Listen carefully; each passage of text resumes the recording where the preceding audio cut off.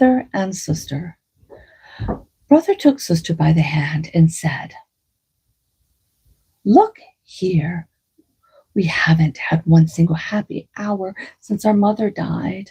That stepmother of ours beats us regularly every day, and if we dare go near her, she kicks us away. We never get anything but hard, dry crust to eat. Why, the dog under the table is better off than we are. She does throw him some good morsel or two now and then.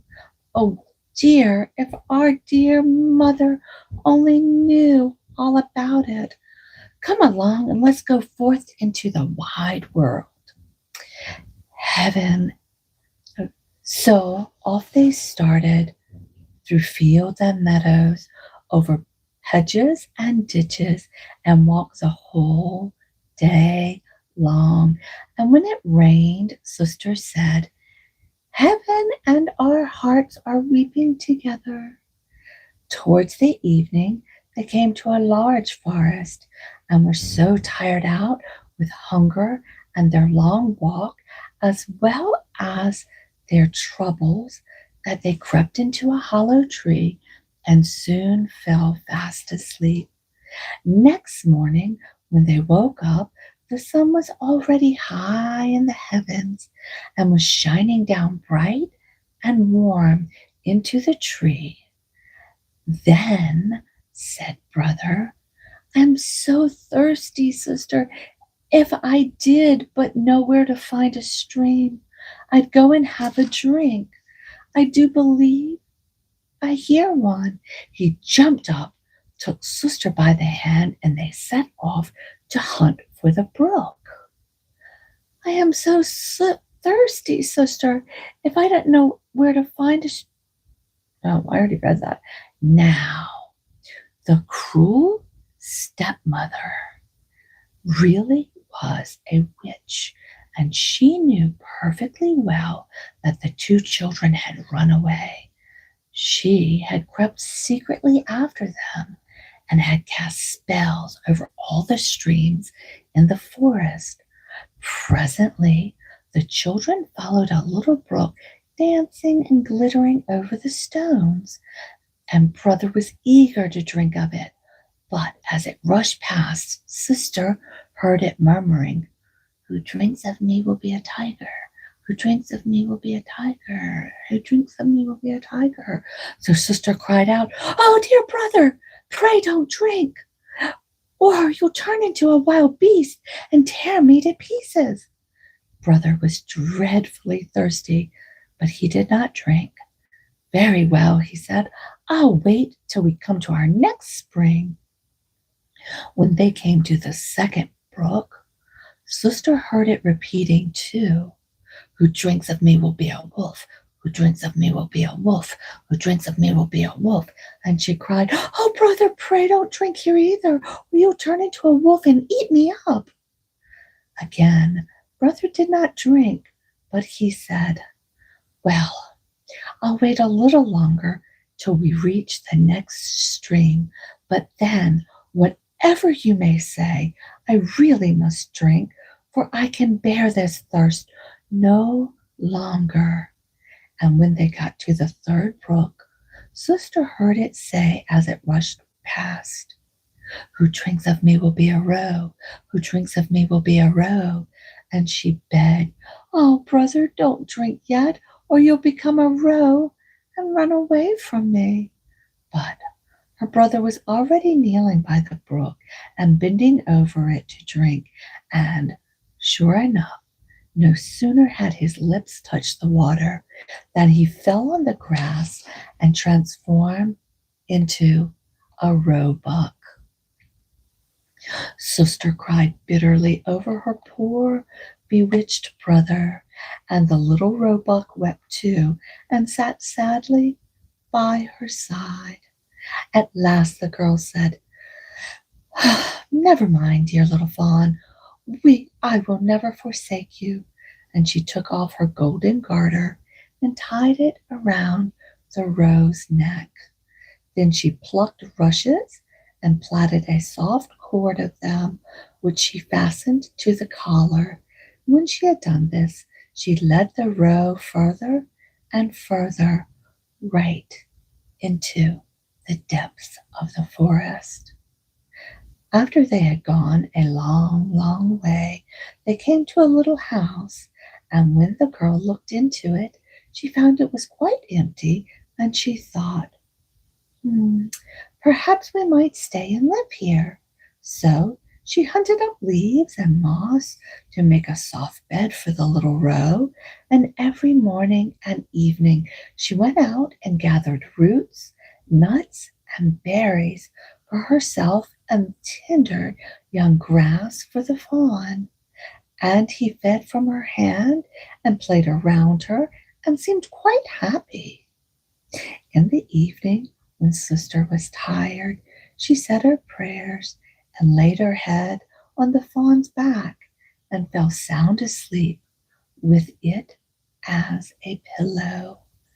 And if Brother had kept but his natural form, really it would have been the most delightful kind of life.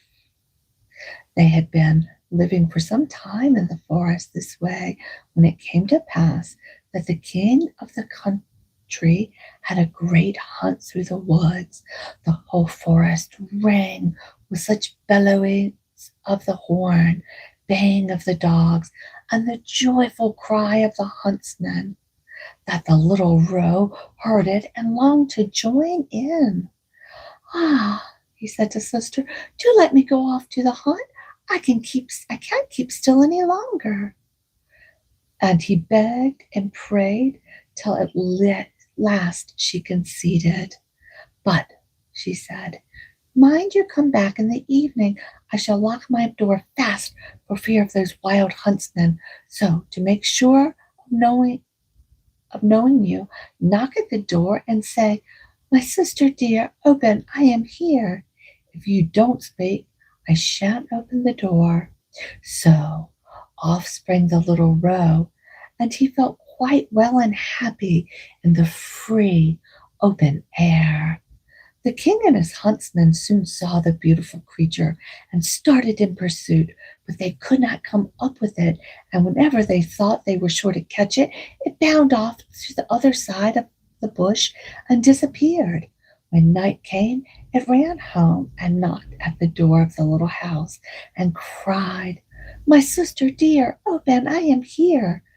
The door opened, and he ran in and rested all night on his soft, mossy bed. Next morning, the hunt began again, and soon as the little roe heard the horns and the ho, ho of the huntmen, he could not rest a moment longer, and he said, "Sister, open the door, I must get out." So the sister opened the door and said, "Now, mind you get back by nightfall and say your little rhyme." As soon as the king and his huntsmen saw the roe with the golden collar, they all rode after it, but it was far too quick and nimble for them. This went on all day, but as evening came on, the huntsmen had gradually encircled the roe, and one of them had wounded it slightly in the foot, so that it limped and ran off slowly. Then the huntsman stole after it as far as the little house and heard it call out, "My sister dear, open, I am here." And he saw the door open and close immediately, and the fawn run in. The huntsman remembered all this carefully and went straight to the king and told him all that had been seen and heard. "Tomorrow we will hunt again," said the king. Poor sister was terribly frightened when she saw how her little fawn had been wounded. She washed off the blood, bound up the injured foot with herbs, and said, "Now, dear, go and lie down and rest so that your wound may heal." The wound was really so slight that it was quite well the next day, and the little roe did not feel it at all. No sooner did it hear the sounds of hunting in the forest than it cried, "I can't stand this. I must be there too. I'll take care They shan't catch me. Sister began to cry and said, they are certain to kill you, and then I shall be left alone in the forest and forsaken by everyone. I can't and won't let you out. Then I shall die of grief, replied the roe. For when I hear that horn, I feel as if I must jump right out of my skin. So at last, when the sister found there was nothing else to be done, she opened the door with a heavy heart, and the roe darted forth, full of glee and health, into the forest. As soon as the king saw the roe, he said to the huntsman, now then, give chase to it all day till evening, but mind and be careful not to hurt it. When the sun, hey Nikki, when the sun set, the king said to his huntsman, now come and show me the little house in the wood. And when he got to the house, he knocked at the door and said, my sister dear, open, I am here. The door opened, and the king walked in, and there stood the loveliest maiden he had ever seen. The girl was much startled when, instead of the little roe she expected, she saw a man with a gold crown on his head and walked in. But the king looked kindly at her, held out his hand, and said, will you come with me to my castle and be my dear wife? Oh, yes, replied the maiden, but you must let my roe come too. I could not possibly forsake it. It shall stay with you as long as you live and shall want for nothing, the king promised. In the meantime, the roe came bounding in, and sister tied the rush cord once more to its collar, took the end in her hand, and they left the little house in the forest together. The king lifted the lonely maiden on to his horse and led her to his castle, where the wedding was celebrated with the greatest splendor. The roe was petted and caressed and ran about at will in the palace gardens. Now, all this time, the wicked stepmother, who had been the cause of the poor children's misfortune, was trying adventures, was feeling fully persuaded that sister had been torn to pieces by wild beasts and brother shot to death in the shape of a roe, when she had heard how happy and prosperous they were, her heart filled with envy and hatred, and she could think of nothing but how to bring some fresh misfortune on them. Her own daughter, who was as hideous as night, had only one eye, reproached her by saying, it is I who have ought to have this good luck and been queen. Be quiet, will you, said the old woman. When the time comes, I shall be at hand. Now, after some time, it happened one day when the king was out hunting and the queen gave birth to a beautiful little boy. The old witch, thought there was a good chance for her, so she took the form of a lady in waiting and hurried into the room where the queen lay in the bed and called out, the bath is quite ready. It shall help make you strong again. Come, let's be quick, for fear the water should get cold. Her daughter was at hand too, and between them they carried the queen, who was still very weak, into the bathroom and laid her in the bath. And when they locked the door, they ran away. They took care beforehand to make a blazing fire under the bath so that the lovely queen might not survive. As soon as they were sure this was the case, the old witch tied a cap on her daughter's head and laid her in the queen's bed. She managed to make Her figure and general appearance looked like that of the queen, but even her power could not restore the eye she had lost. So she made her lie on the side of the missing eye in order to prevent the king's noticing anything. In the evening, when the king came home and heard the news of his son's birth, he was full of delight and insisted on going at once to his dear wife's bedside to see how she was getting on.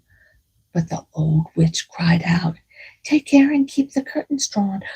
Don't let the light get into the queen's eyes. She must be kept perfectly quiet."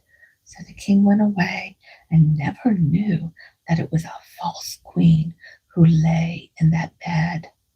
When midnight came and everyone in the palace was sound asleep, the nurse, who alone watched the baby's cradle in the nursery, saw the door open gently, and who should come in but the real queen. She lifted the child from the cradle, laid it back in her arm, and nursed it for some time. Then she carefully took up the pillow of the little bed, laid the baby down, and tucked the coverlet in around him. She did not forget the little robe either, but went to the corner where it laid and gently stroked its back. Then silently she left the room. The next morning, when the nurse asked the sentries if they had seen anyone go into the castle that night, they all said, "No, we saw no one at all." Ooh. For many a night, the queen came in the same way, but never spoke a word, and the nurse was too frightened to say anything about her visit.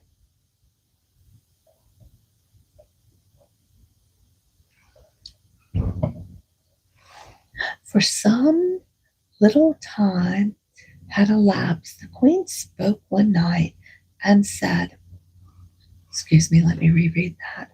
After some little time had elapsed, the queen spoke one night and said, "Is my child well? Is my roe well? I'll come back twice, and then farewell." The nurse made no answer, but as soon as the queen had disappeared, she went to the king and told him all. The king exclaimed, Good heavens! What did you say? I will watch myself tonight by the child's bed."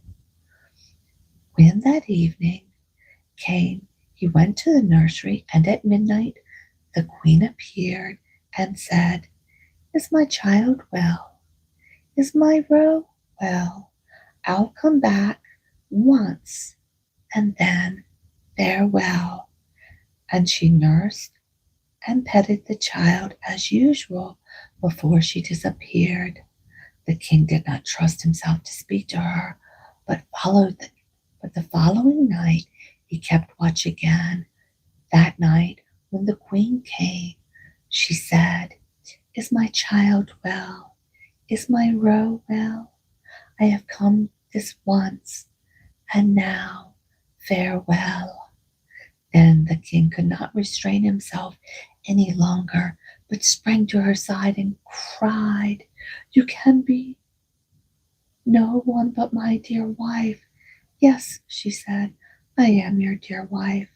And in that moment she was restored to life and was as fresh and well and rosy as ever. Then she told the king all the cruel things the wicked witch and her daughter had done. The king had them both arrested at once and brought to trial. They were condemned. The daughter was led to the forest, where they let the wild beast have her. And the old witch, well, we all know what happens to witches. As soon as she was reduced to ashes, the spell was taken off the little roe, and she was restored to his natural shape once more. So the brother and sister lived happily after. So that story was German. Oh, my nose itches every time I read. And that was from the Grimm's fairy tale. All right. Here's one I don't know that I know. Hope everybody is having I hope everybody is having a fabulously nutty evening. I am so thankful that you guys are here with me spending some time. Hope you're enjoying these bedtime readings. I do put them from the lives into bedtime fairy tales, I think, or bedtime stories, and just a playlist. But I am coming up with the podcast where I take out everything but the story, all my mistakes. I try to edit out, and it's the entire book in its entirety. So that is what the podcast has in it. So the stories are a little bit different when you get all of this, and the other, you get the unabridged book. With that being said, welcome in once more. I hope everybody has their notifications turned on. I am heading out early tomorrow morning for a lovely 9-hour drive, 10-hour drive, something like that. Heading down to hang out with my sisters, and we are sure to do some pop-up lives, some videos, go ahead and publish them, and just in general have some fun. So be sure your notifications on, because there is no telling what this upcoming week is going to bring. I know it's going to bring a lot of laughter. So let's get with this next story. I am not sure that I know this story. Princess Rosette. Once upon a time, there lived a king and queen who had 2 beautiful sons and 1 little daughter who was so pretty that no one who saw her could help but love her. When it was time for the christening of the princess, the queen, as she always did, sent for the fairies to be present at the ceremony, and afterwards invited them to a splendid banquet. When it was over and they were all preparing to go away, the queen said to them, "Do not forget your usual good custom. Tell me, what is going to happen to Rosetta?" For that was the name that had been given to the princess. But the fairies said they had left their book of magic at home, and they would come again another day and tell her. "Ah," said the queen, "I know very well what that means. You have nothing good to say. But I at least beg that you will not hide anything from me." So after a great deal of persuasion, they said, "Madame, we fear that," sorry, yeah, we're going to be over at Nikki's Happy Lifestyle this week, so click on her notifications as well. Get back to our story. "Madame, we fear that Rosetta may be the cause of great misfortune to her brothers. They may even meet with their deaths through her. That is all we've been able to foresee about your dear little daughter. We're very sorry to have nothing better to tell you." Then they all went away, leaving the queen very sad. So sad that the king noticed it and asked her the king noticed it and asked her what was the matter. The queen said that she'd been sitting too near the fire and had burned all the flax that was upon her distaff. "Oh, is that all?" said the king, and he went up to the garret and brought down his queen more flax that she could spin in 100 years. But the queen still looked sad. Then the king asked again, "What is the matter?" She answered that she had been walking by the river and dropped one of her green satin slippers into the water. "Oh, is that all?" said the king. And he sent to the shoemakers in the kingdom, and very soon made the queen 10,000 green satin slippers. But she still looked sad, so the king asked her again, "What is the matter?" And this time answered that in eating her porridge too hastily, she swallowed. I need to reread that. I wasn't expecting that. Okay. Oh, if that's it, said the king, and he sent to the shoemakers of his kingdom, and very soon made the queen 10,000 green satin slippers. But she still looked so sad. "Oh," said the king, "what's the matter?" And this time she answered that in eating her porridge too hastily, she swallowed her wedding ring. But it so happened that the king knew better, for he had the ring himself. And he said, "Oh, you are not telling me the truth, for I have your ring here in my purse." Then the queen was very much ashamed, and she saw that the king was vexed with her. So she told him all that the fairies had predicted about Rosetta, and begged him to think how the misfortunes might be prevented.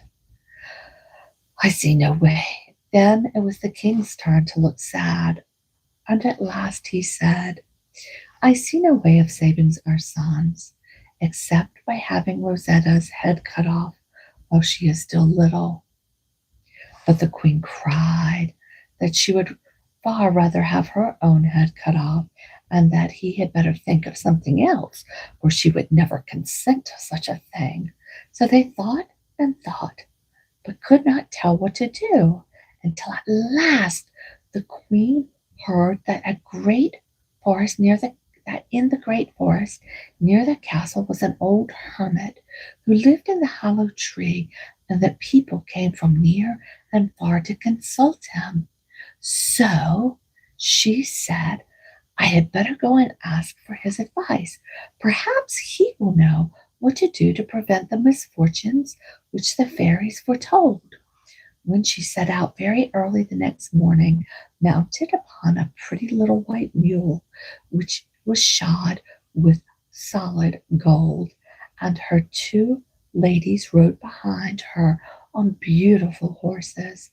When they reached the forest, they dismounted, for the trees grew so thickly that the horses could not pass, and made their way on foot to the hollow tree where the hermit lived. At first, when she saw when he saw them coming, he was vexed, for he was not fond of ladies. But when he recognized the queen, he said, "You are welcome, queen. What did you come to ask of me?" And then the queen told him all that the fairies had foreseen for Rosetta, and asked him what she should do. And the hermit answered that she must shut the princess up in a tower and never let her come out again. The queen thanked and rewarded him, and hastened back to the castle to tell the king. When he had heard the news, he had a great tower built as quickly as possible, and there the princess was shut up, and the king and queen and her two brothers went to see her every day, that she not be dull. The eldest brother was called the Great Prince, and the second the Little Prince. They loved their sister dearly, for she was the sweetest, prettiest princess who was ever seen, and the, the and the least little smile from her was worth more than 100 pieces of gold. Thanks, Nikki.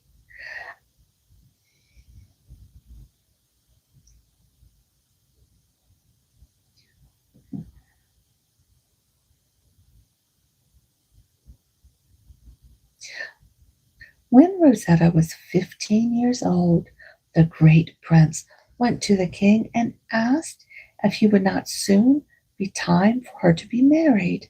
And the little prince put the same request into the queen. Their majesties were amused for them for thinking of it, but did not make any reply. And soon after, both king and queen were taken ill and passed away on the same day. Everybody was sorry, Rosetta especially, and all the bells in the kingdom were tolled. Excuse me, guys. Every time I read, my nose itches. And then all the dukes and counselors put the great prince upon the golden throne.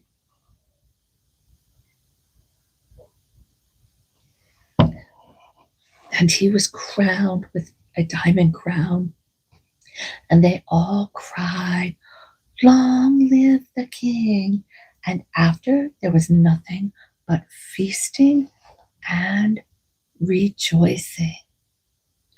The new king and his brother said to one another, "Now that we are the masters, let us take our sister out of that dull tower which she is so tired of." That they had only to go across the garden to reach the tower, which was very high and stood up in the corner. Rosetta was very busy at her embroidery, but when she saw her brother, she got up and, taking the king's hand, cried, "Good morning, dear brother. Now that you are king, please take me out of this dull tower, for I am so tired of it."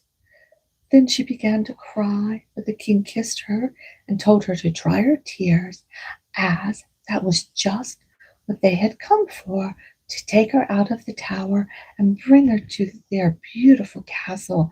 And the prince showed her a pocket full of sugar plums he had brought for her, and said, "Make haste, and let's get away from this ugly tower, and very soon the king will arrange a grand marriage for you." When Rosetta saw the beautiful garden full of fruits and flowers, with green grass and sparkling fountains, she was so astonished that not a word could she say, for she had never in her life seen anything like it before. She looked about her and ran hither and thither, gathering fruits and flowers, and her little dog Frisk, who was bright green all over, for he had one ear, dancing for her, crying, "Bow, wow, wow," and turned head over heels in the most enchanting way. Everybody was amused at Fritz's antics, but all of a sudden he ran away into the little wood, and the princess following him, when, to her great delight, she saw a peacock who spread his tail in the sunshine. Rosetta thought she had never seen anything so pretty. She could not take her eyes off him, and there she stood, entranced, until the king and prince came up and asked what was amusing her so much. She showed them the peacock and asked what it was, and they answered that it was a bird which some people ate. "What?" said the princess. "Do they dare to kill that beautiful creature and eat it? I declare that I will never marry anyone but the king of the peacocks, and when I am queen, I will take very good care of anybody. I will take very good care that nobody eats any of my subjects." At this, the king was very much amused. "But, little sister," he said, "where shall we find the king of the peacocks?" "Oh, wherever you like, sire, but I will never marry anyone else." After this, they took Rosetta to a beautiful castle, and the peacock was brought with her and told to walk about on the terrace outside her windows, so that she might always see him. And they brought her beautiful presents, dresses and ribbons, sweetmeats, diamonds and pearls, dolls and embroidered slippers. She was so well brought up, and said "thank you" so prettily, and was so gracious that everyone went away delighted with her. Meanwhile, the king and the prince were considering how they should find the king of the peacocks, and if there was such a person in the world. At first, all they had was a portrait made. At first, let me start over. At first of all, they had a portrait made of the princess, which was so like her that you really would have been surprised if it had. You really would not have been surprised if it had spoken. Then they say to her, "Since you're not willing to marry anyone but the king of the peacocks, we're going out together into the world to search for him. If we find him for you, we shall be very glad. In the meantime, mind you take very good care of our kingdom." Rosetta thanked them for all their troubles they were taking on her behalf and promised to take great care of the kingdom and only amuse herself by looking at the peacock and making frisk dance while they were away.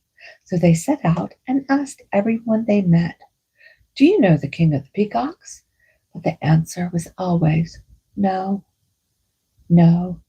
And they went on, so far that no one has ever been farther. And at last they came to the kingdom of cockafurs. They had never seen such a number of cockafurs, and the buzzing was so loud that the king was afraid he should be deafened by it. He asked the most distinguished looking cockafur they met that if he knew where they could find the king of the peacocks. "Sire," rejoiced the cockafur, "his kingdom is 30,000 leagues from this. You have come the longest way." "Ah, how do you know that?" said the king. "Oh," said the cockafur, "we all know very well, since we spend 2 or 3 months in your garden every year." Whereupon the king and prince made great friends with him. They all walked arm in arm and dined together afterwards. And dined together. Afterwards, the cockaford showed them all the curiosities of his strange country.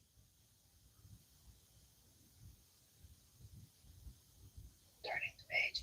There was the tiniest green leaf coat caught there where the tiniest green leaf cost a gold piece and more. Then they set out again to finish their journey, and this time, as they knew the way, they were not long upon the road.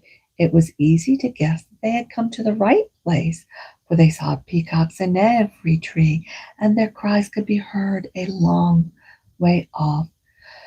When they reached the city, they found it full of men and women who were dressed entirely in peacock feathers, which were evidently thought prettier than anything else.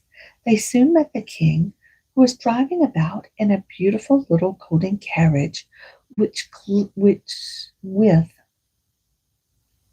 which they soon met the king, who was driving about in a beautiful little golden carriage, which glittered with diamonds and was drawn at full speed by 12 peacocks. The king and the prince were delighted to see that the king of the peacock was handsome as possible. He had curly golden hair, was very pale, and wore a crown of peacock feathers. When he saw Rosetta's brothers, he knew at once that they were strangers and stopped the carriage and sent for them to speak with him. When they had greeted him, they had said, "Sire, we have come from very far away to show you a beautiful portrait." So saying, they drew from their traveling bags the picture of Rosetta. The king looked at it in silence a long time, but at last he said, "I could not have believed that there was such a beautiful princess in the world. Indeed, she is really 100 times as pretty as that, said her brothers. I think you must be making fun of me, replied the king of the peacocks. Sire, said the prince, my brother is a king like yourself. He is called the king. I am called the prince. And that is the portrait of our sister, the Princess Rosetta. We have come to ask if you would like to marry her. She is as good as she is beautiful, and we will give her a bushel of gold pieces for her dowry. Oh, with all my heart, replied the king, and I will make her very happy. She shall have whatever she likes, and I shall love her dearly. I only warn you that if she is not as pretty as you've told me, I will take your heads off. Oh, certainly, we quite agree to that, said the brothers in one breath. Very well, off with you into prison, and and stay there until the princess arrives, said the king of the peacocks. And the princess and the princess were so sure that Rosetta was far prettier than her portrait, they went without a murmur. They were very kindly treated, and that they might not have felt dull, the king came often to see them. As for Rosetta's portrait, that was taken up to the palace, and the king did nothing but gaze at it all day long. Gaze at it all day and night long. As the king and the prince had to stay in prison, they sent a letter back to the princess, telling her to pack up all her treasures as quickly as possible and come to them, as the king of the peacocks was waiting to marry her. But they did not say that they were in prison for fear of making her uneasy. When Rosetta received the letter, she was so delighted that she ran about telling everyone that the king of the peacocks was found and she was going to marry him. Guns were fired and fireworks were let off. Everyone had as many cakes and sweetmeats as he wanted. For 3 days, everybody who came to see the princess was presented with a slice of bread and jam and a nightingale's egg and hippocras some hippocras. After having thus entertained her friends, she distributed her dolls among them and left her brother's kingdom to the care of the wisest old men of the city, telling them to take the charge of everything and not to spend any money, but to save it all until the king should return. And above all, not to forget to free her peacock. Then she set out, only taking with her her nurse and the nurse's daughter and the little green dog Frisk. They took a boat and put out to sea, carrying with them the bushels of gold pieces and enough dresses to last the princess 10 years if she wore two every day. And they did nothing but laugh and sing. The nurse told the boatman, "Can you take us to the kingdom of the peacocks?" But he answered, "Oh, no, no." Then she said, "You must take us, you must take us." And he answered, "Very soon, very soon." Then the nurse said, "Will you take us? Will you take us?" And the boatman answered, "Yes, yes." Then she whispered in his ears, "Do you want to make a fortune?" And he said, "Do you want to make a fortune?" And he said, "I certainly do." "I can tell you how to get a bag of gold," she said. "I ask nothing better," said the boatsman. "Well," said the nurse,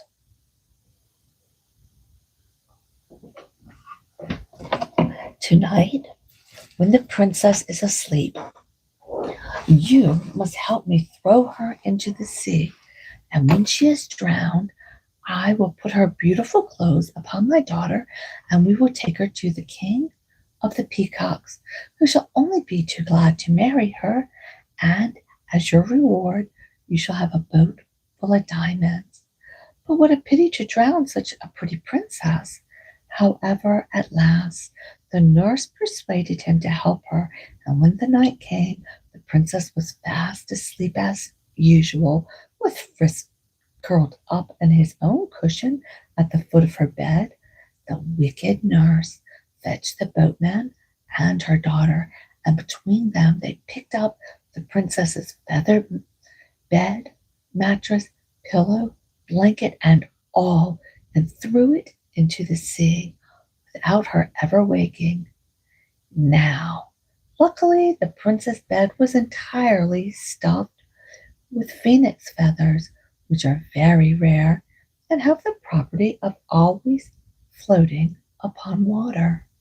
So Rosetta went on swimming about as if she had been in a boat. After a little while, she began to feel very cold. On turning around ever so often, she woke Frisk, who started up and, having a very good nose, smelt the soles and herrings so close to him that he began to bark. He barked so long and loud that he woke all the other fish, who came swimming up and around the princess's bed and poked at it with their great heads. As for her, she said to herself, "How our boat does rock upon the water! I am really glad that I am not often as uncomfortable as I have been tonight." The wicked nurse and boatman, who were by this time quite long away off, heard Frisk barking and said to each other,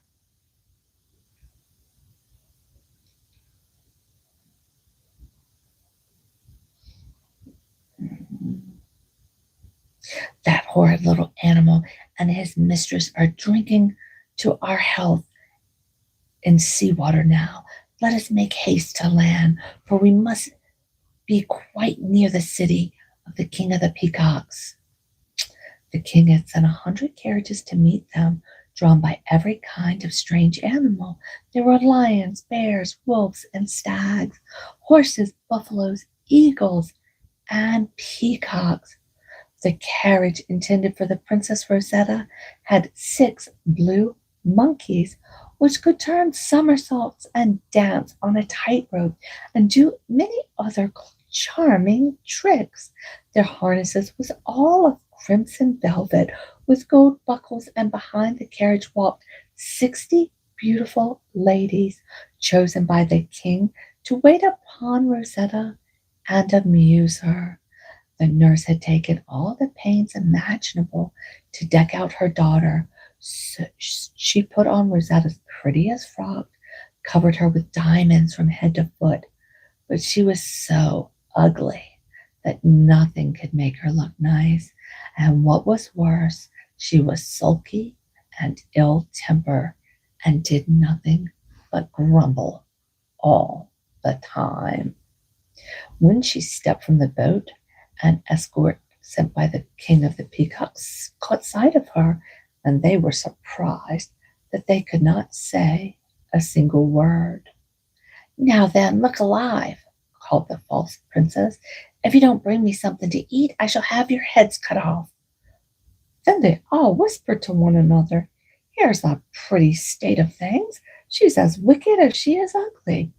What a bridge for the poor king. She certainly was not worth bringing from the other end of the world." But she went on ordering them all about, and for no fault at all would have given slaps and pinches to everyone she could reach. The procession wasn't so long, it advanced but slowly, and the nurse's daughter sat up in her carriage trying to look like a queen.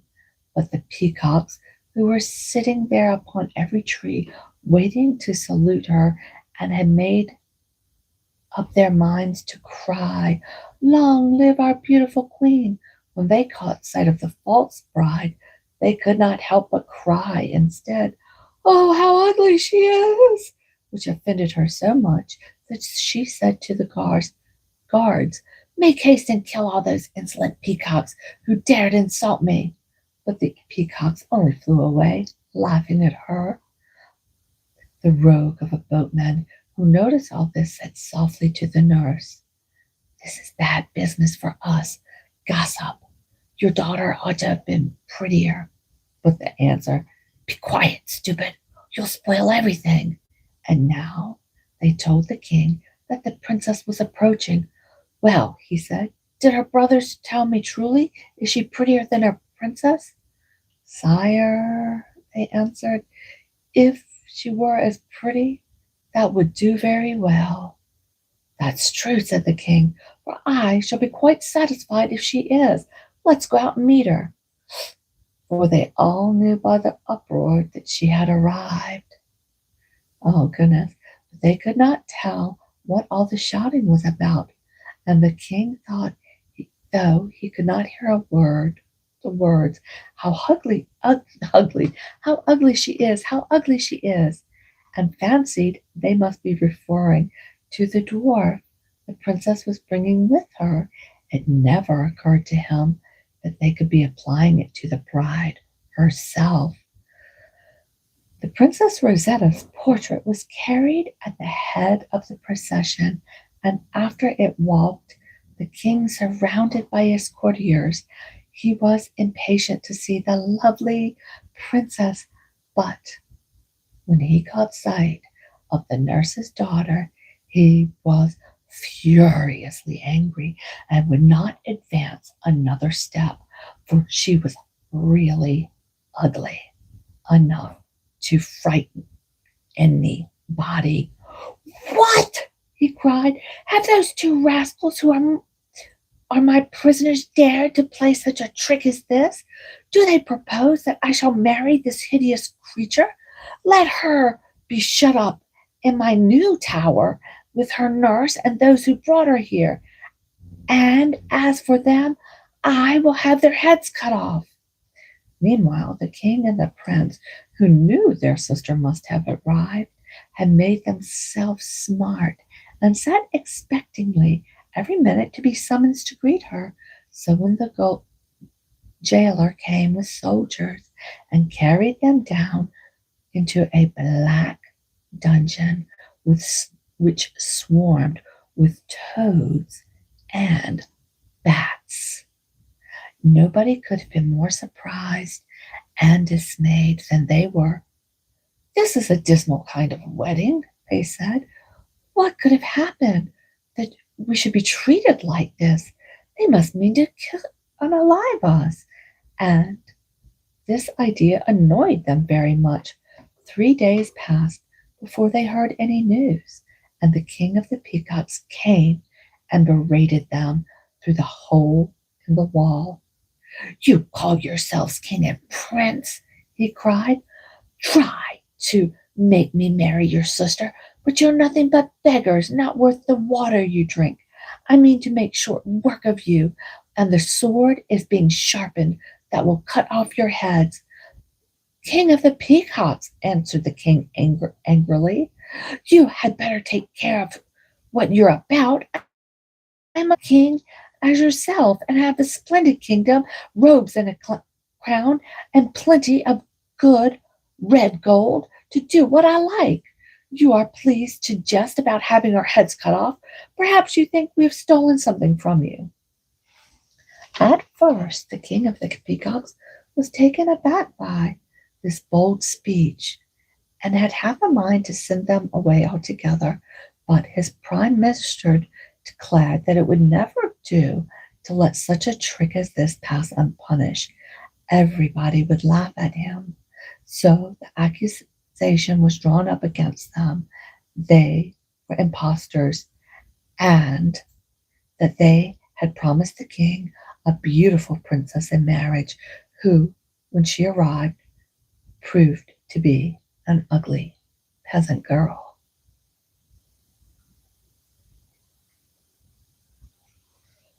Oh dear. The accusation was read to the prisoners, who cried out that they had spoken the truth, that their sister was indeed a princess more beautiful than the day, and that there was something mysterious about all this which they could not fathom.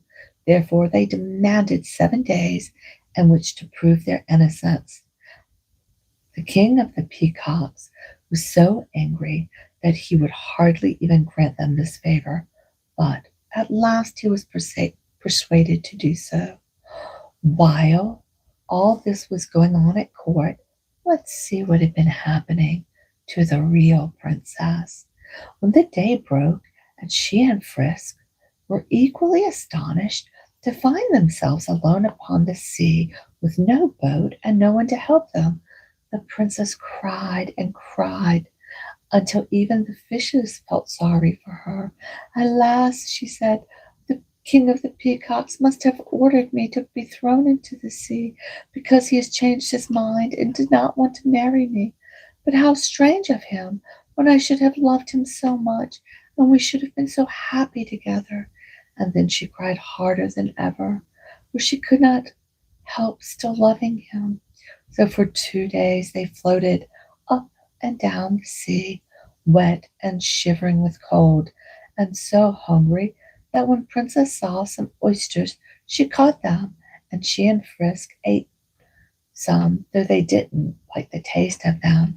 When at night came and Princess was so frightened that she said to Frisk, "Oh, do please keep on barking, for fear the shoals should come and eat me up."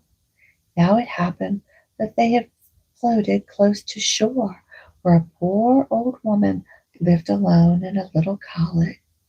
A poor old man lived alone in a little cottage. When he heard Frisk barking, he thought to himself, "There must be a shipwreck, for no dog ever passes that way by chance." So he went out to see if he could be of any use. He soon saw the princess and Frisk floating up and down, and Rosetta stretched out her hands and cried to him, "Oh, good old man, do save me, or I shall die of cold and hunger." When he heard her cry so piously, he was very sorry for her and ran back in his house to fetch a long boat hook. Then he waded into the water up to his chin, and after nearly drowned once or twice, at last he succeeded in getting hold of the princess's bed and dragging it ashore.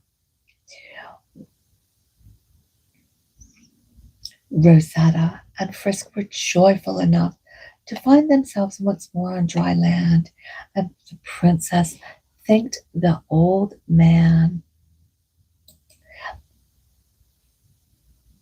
Oh, Rosetta find themselves, and the princess thanked the old man heartily, then wrapped herself up in blankets. She daintily picked her way up to the cottage on her little bare feet.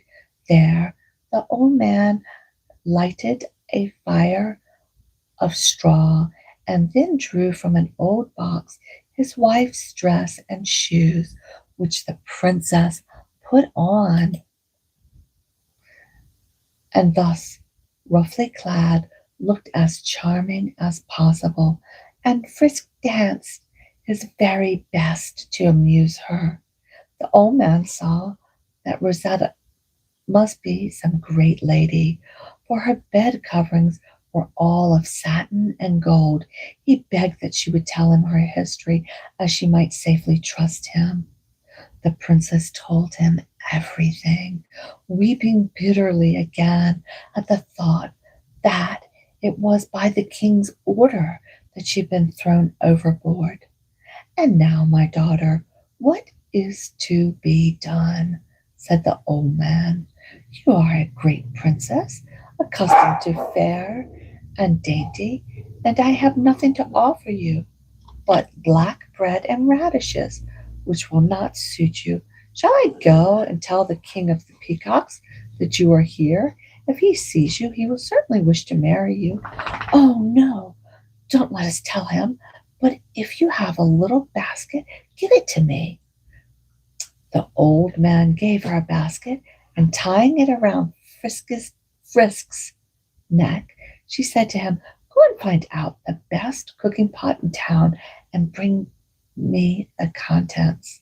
Away went Frisk, and there was no better dinner cooking in all of town than the king's.